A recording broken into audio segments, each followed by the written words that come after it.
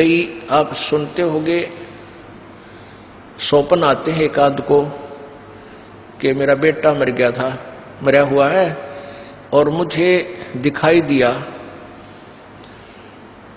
वो कहने लगा कि तू, मैं यहाँ रहता हूँ इस घर में, वो घर भी और है कुछ दिखा है और यहाँ छुप के रहता हूँ। एक बच्चा जो था उसको पुनर्जन्म की याद थी,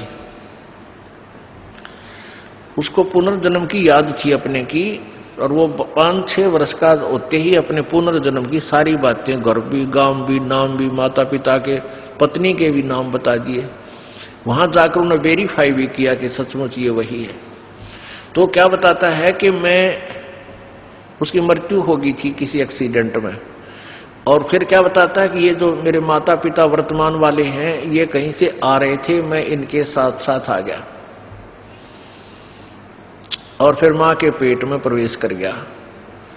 अब ऐसा कैसे है? ये है तो ये ईश्वर विधान, परमात्मा का विधान है कि जिससे संस्कार है वो उसके आसपास ही रहता है, उस गर्भ में भी विश्राम कर सकता है, लेकिन शरीर जब मिलेगा उसको अंदर पेट में भी, जब उसका योग बाल्य की तरफ से ही होगा, तो तब तक वो वहां एज ए प्रेत रह ले, चाहे उसको कुछ भी कहो, ऐसे रहते हैं।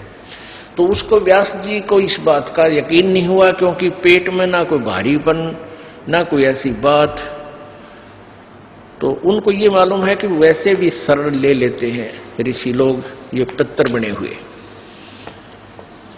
ये भी आध्यात्मिक ज्ञान है, तत्व ज्ञान है, पुण्यात्मा धीरे धीरे समझ आओ, क्योंकि हमने तो अज्ञान ठोक रखा, आज तक कोई सर पैर कोई पता ही नहीं था किसी भी मार्ग का।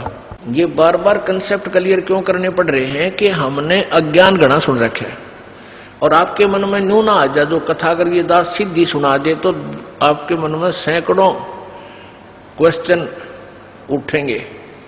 तो दास चाहता है कि इस क्वेश्चन वाली बीमारी ने गिल खत्म करता चलूं, तो दास के द्वारा दिया गया ज्ञान आपके हृदय में शीघ्र समाओगा। अब व्यास की पत्नी को पता नहीं था कि तेरे पेट में गर्भ में कोई बालक भी है कि नहीं है। उनको पता भी ऐसे ऋषि लोग पितर बनकर पितर रूप में भी प्रवेश कर जाते हैं। जो पितर टाइप होते हैं, जो अच्छी आत्माएं मर गई, वो भूत बन गई, वो भी अपने ही परिजनों के अंदर समाये रहते हैं, लेकिन वो परेशान नहीं करते हैं।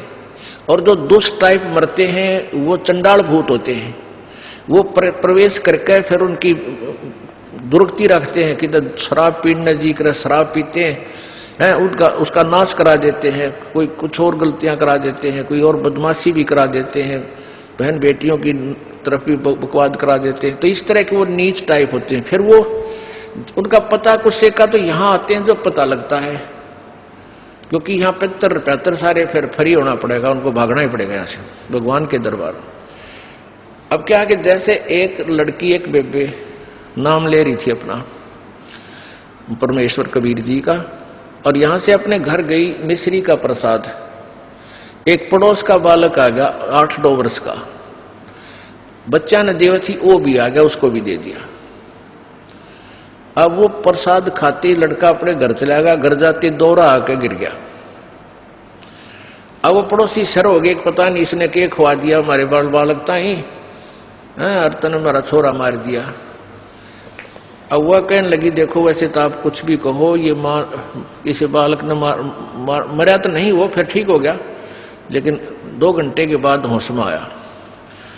अब उस बहन ने बताया कि मैंने तो यही प्रसाद अपने बालका ती दिया था, यही आप कहते दिया था, इन्हें पूछ लो चाहे, मेरा कोई उद्देश्य नहीं। फिर उसने आके यहाँ बताया कि महाराज जी ऐसे ऐसे हमने उस लड़का था पड़ोस में, उसने प्रसाद दे दिया, उसको दौरे आ गए और मेरी तो जान न साका कर दिया उन्हें, तो इसलिए हमने मना कर रखा किसी को ये प्रसाद मत दो। क्योंकि वो क्या था कारण कि वो प्रसाद देने से उसमें प्रेत विद्यमान था, उन्हीं का कोई पितर था, और वो प्रसाद खाने से परमात्मा की वाणी से उसमें वो चार्ज हो रहा था। प्रसाद उसी को कहते हैं, जैसे भगवान शंकर जी के शिव जी के वचनों से वो गंदा अंडा चार्ज हो गया, वो उसमें फिर दोबारा से चेतनता आएगी, स्वस्थ हो गया।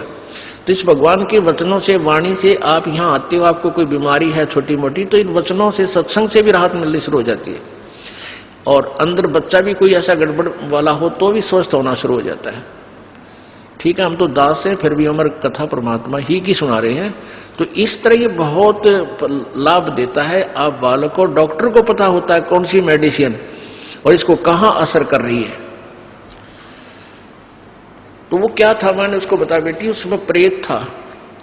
अरे प्रसाद खान दे उसका लागे लठ, वो छोरे मत निकलना नहीं चाहा था, वो इस तरह बेहोश हो गया। फिर वो छोड़कर उसने उसमें से निकलना पड़ा, फिर वो लड़का होश में आ गया। तो ऐसी गलती मत करो, तुम बदनाम भी हो गए। उनको कोशिश करो फिर समझाने की, नाम दिलाने की अपने मित्रों को, भाई बहनों को, पड़ोसियों को, क्योंकि मालिक के दरबार में फिर ये नहीं रहते।